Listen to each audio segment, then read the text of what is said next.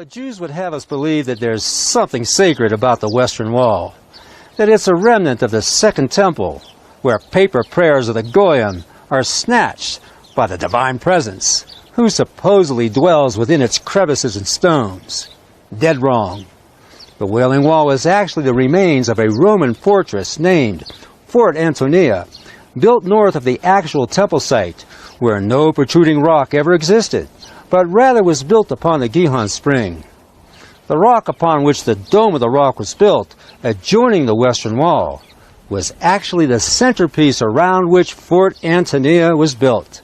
There's nothing sacred about this rock or this wall. The Wailing Wall is the seat of a satanic ritual outlined by the 13th century Jewish occult system known as the Kabbalah, as expounded in the Zohar and expanded upon by the 18th century Hasidic movement.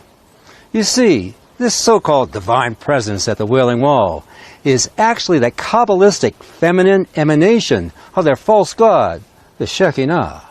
Watch closely how the rabbis thrust their pelvises and penises back and forth in a prescribed prayer movement called davening, in which the Jew copulates with the Shekinah in order to give birth to an erotic union with the Ein Sof, the Kabbalistic masculine emanation of their false god. Now watch this young Jewish boy who, instinctively knowing that davening is a lewd and embarrassing act, just can't bring himself to perform the thrusting of his pelvis.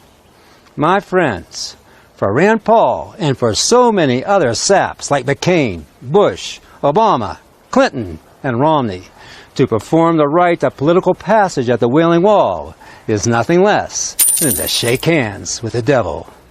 And if God doesn't dwell in temples made by human hands, as the Bible tells us, much less would he dwell in a Roman fortress. Not only are our politicians selling their souls to the Jews at a Roman fortress named Fort Antonia, misnamed the Western Wall, they're participating in a lewd occult ritual where the so-called divine presence is actually Satan himself. God will not be mocked. Let God be true, and the Jews liars.